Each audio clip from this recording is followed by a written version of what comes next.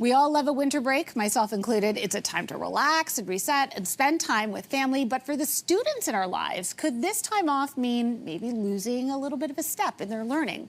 Sometimes called the learning slide, research shows that students are at a risk of losing significant parts of the things they've learned in subjects like reading and math during extended break periods. So here this morning with his tips for keeping your students' minds razor sharp over the holidays is Dwayne Matthews, education strategist. Dwayne, welcome to the show. Thank you very much for having me. I really want to talk about this. I have a 10-year-old son. This is top of mind for many parents at this time of the year. But we're not necessarily talking about just getting extra homework from school to do over the break. Right. You have a different plan for this. So let's start out with younger kids like mine. What's a simple way to make sure that they're not losing their learning ability over this time? So one of the first things that we do, and I have an 8-year-old, one of the first things that we do is we have jazz and reading. Okay. After dinner or before dinner, we'll put on just some quiet jazz music, no words, and we'll sit and read. Not just our daughter,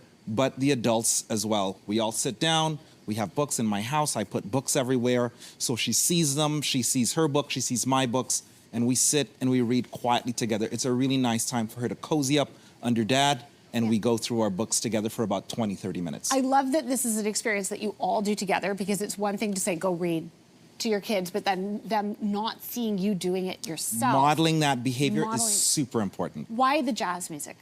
So one, there's no words. Two, I just like it. It's very relaxing. Fair. I like it too. And we usually have the fake fireplace going on the TV. It's a very cozy feel. Yes. And the kids are learning and you're all learning together. I love that. Are there any fun ways to remember the things that you've learned about your subject that you can suggest for kids? So one of the really great study techniques that a lot of people don't know is something called the Richard Feynman technique. And what that is simply is teaching something to someone else. So going through all the procedures and teaching something to someone else. You know, I was having a conversation with my wife. She shot a great video that some of her students do for math to do that with my daughter. My daughter was teaching me how to specifically draw cartoons that she had learned how to draw on YouTube.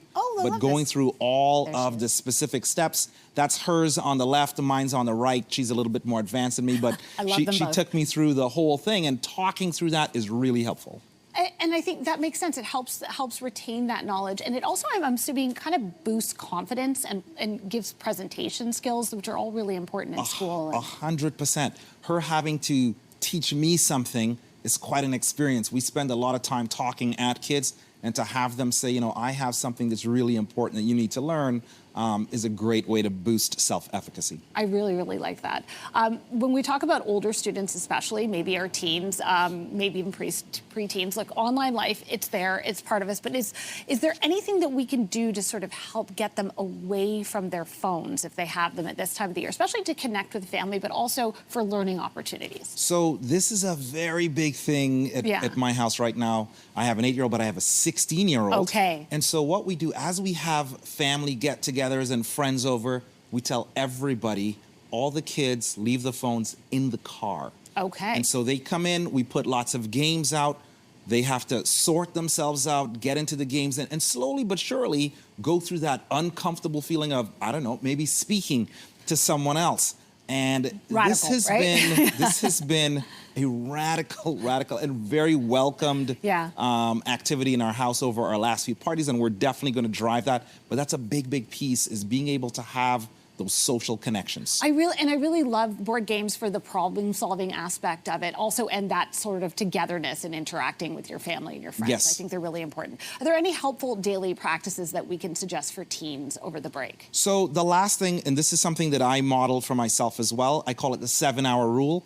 1 hour a day learning something. So my son was very much right now into cooking, so he's spending time learning how to cook different meals.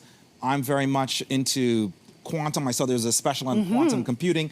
And so we spend this time, an hour, learning something every day. And the adults model this in the house so the students know, you know what, maybe this is something that I should be doing, but spending 1 hour. And I say to my son, imagine 5 years, 10 years, 15 years, if you continue to do this, how much she would learn. And I love that it basically places learning as not a chore, because you're learning about something, you can pick what you want to learn That about. you're interested in, exactly. I love that. Dwayne Matthews, education strategist, thank you so much for joining us Thank today. you very much for having me.